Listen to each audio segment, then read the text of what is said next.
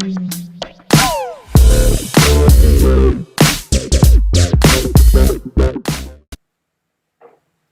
welcome back.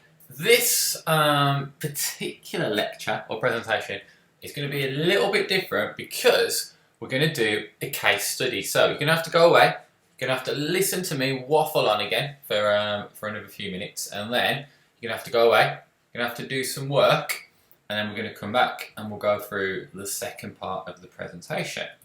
But what we're going to look and try and do is understand how to use nutritional information. And essentially, what we're going to try and do is look at how to assess nutrition and how to find out what someone's eating patterns are.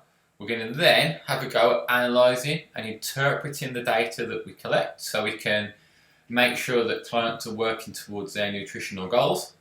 And we'll have a little bit of a look at the circumstances in which a client should be referred or recommended to a GP or dietitian. So, first things first, what methods are you aware of for collecting information about eating habits and food intake? And we normally do this as a bit of discussion, but the number one way and the best way to monitor someone's food intake is through a food diary. Various ways of doing food diaries, whether it be you just give them a bit of paper and they write it out, whether it be you use an app, something like MyFitnessPal is very popular, and doing it that way, it does break down all of the fats, proteins, carbohydrates, etc. for you, so that can make it a bit easier, but it's a bit more work for the client to log it. So I'd suggest having a look at MyFitnessPal, getting that downloaded, having a play around with that. Or, you know, when you go down the PT route, you might have something printed, something formatted that looks nice and good, also forms part of your marketing material as well, that when a client comes on board, they get the whatever XY fitness diary or food maintenance pack or whatever you want to call it, whatever you brand it up as. You could have some sort of branded food diary. And the pros of the food diary, if it's done properly, you're going to get a very, very detailed account of what that client is eating and also when they are eating it. Negative can be that clients don't always fill it out, they could make it up, they could be dishonest, because you know, you can't be with them there all the time and seeing what they're eating every single hour of every single day. So you are relying on them to do it honestly. What I've also seen some trainers do is they will ask people around a half an hour to an hour after they've had something to eat or drink, they'll also ask the client to record how they're feeling. Are they feeling drowsy? Are they feeling full of life? Are they feeling like they sort of maybe need to go to sleep? Are they feeling hot, and have they had some kind of reaction to the food? Have they got a headache, you know? Because then we can look at food tolerances and making sure people are actually eating food that agrees with them and their system. But that is quite a sophisticated way to do it, and you are demanding quite a lot from the client. However, what I'd like you to do is write out every single thing that you've had to eat today. So you're going to do, if you're watching this in the morning, probably do it for yesterday, but I'd like you to write out as accurately as possible what you've had to eat. And I'm talking the amount of calories you've had. How many grams of protein have you had? How many grams of carbohydrate have you had? How many grams of fat have you had?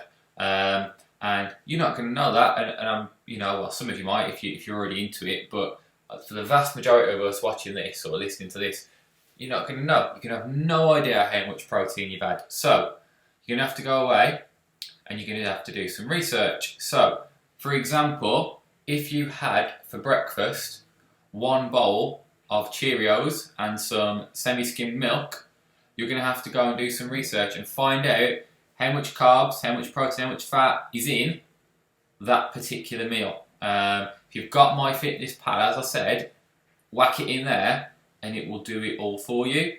But you need to sort of have a go at this. And don't get me wrong, I'm going to be completely honest with you, alright?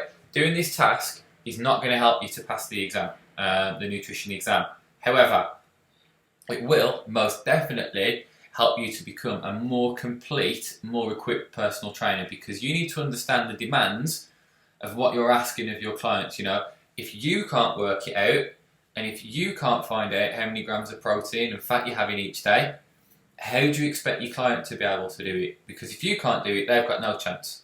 And it's all about educating your client. You shouldn't really have the mindset of, well, I'm just going to keep working it out for them all the time.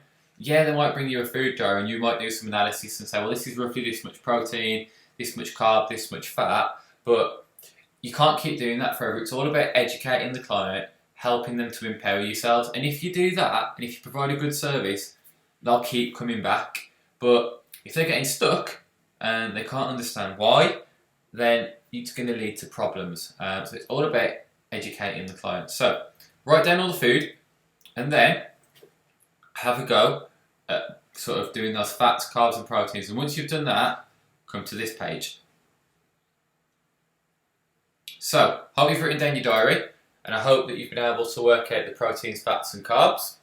And, if you put it in MyFitnessPal, it'll already have done quite a lot of the work for you. But if you multiply the daily number of grams of each nutrient by the amounts below, so if you've had, let's say you've said that you've had 250 grams of carbohydrates, we know that there are four calories per gram of carbohydrate. So we're going to do 4 times 250, and that'll give us the amount of calories we've had that day that are made up of carbohydrates. Do the same thing for fat and the same thing with protein. And if you've led your diet in the way that's recommended by the government on the Eat Well plate that we've been looking at, you should be seeing that around 50% of your diet is carbohydrate, around 30 to 35 fat, maybe 9 to 12% protein. And for some of you doing this, it'll be very different. Some of you will be shocked. Some of you will know that your protein intake is high on purpose because you're training hard, because you want to get a lot of protein in, because you want that recovery. Some of you may have a really, really high carbohydrate intake. That may be fine for some people who are sort of, we have a few triathletes and long distance runners, etc., who are sort of doing the course at the moment. So that's going to be very, very, very relevant for you guys. However, if you're a more sedentary person and maybe you're going to a couple of fitness camps a week or a couple of doing a couple of home workouts, whatever it might be, and your carbohydrate intake is like 70% every day, then you've got too much carbs in your diet and you need to bring them down for you to have optimal body composition. And building these skills and being able to analyse the diet is a big, big, big part of being a personal trainer. And I've mentioned it a few times throughout sort of this case study or presentation, whatever we're going to call it. But the point I'm trying to get to is that MyFitnessPal will do a lot of this for you. It is a bit of an effort to download the app, and when you first start getting into it, you have to scan a lot of the foods, or you have to look them up and find out how much you're having of each one. But once you get into the mindset and once you can do it, then it is very, very, very helpful, and it is a fantastic tool to help you to reach your ideal body composition. So, have a go with it, play around with it, and try and utilise it where you can.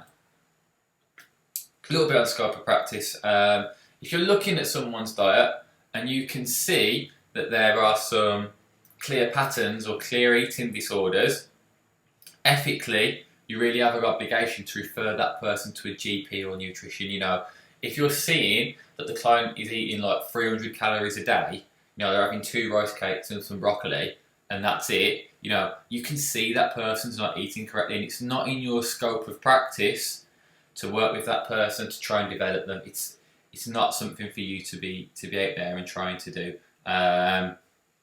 Same thing, if you notice that someone potentially is going down the route where they're going to become diabetic, you need to have a word with them and potentially get the GP involved. So have a look and make sure you're aware of some of those patterns, and just be aware when you're looking through people's plans that 99% of the time you're going to look through someone. If it's someone who's new to the gym, you're going to think, it's probably not great, that's not really the best thing to eat. There's not going to be a deficiency there as such, but be on the ball and be aware that is something that could happen, and you need to know that it's not your role to take that on. You need to be going GP or dietitian. So I haven't been talking very long on this one, but I really do hope that you had a go at doing the planning and getting the most from it, because it is a fantastic tool to help you as a personal trainer. So 6.1, describe basic dietary assessment methods, and we've looked at the sort of doing a food diary there and how that can work. Explain how to analyse and interpret information, which hopefully you've had a go at, and the circumstances in which a client should be recommended to visit their GP or a dietitian. We've covered that off during the last slide. Thanks for watching. We are getting towards the end of this nutrition module now. Keep going with it and you'll be almost ready for the exam. Thanks, bye bye.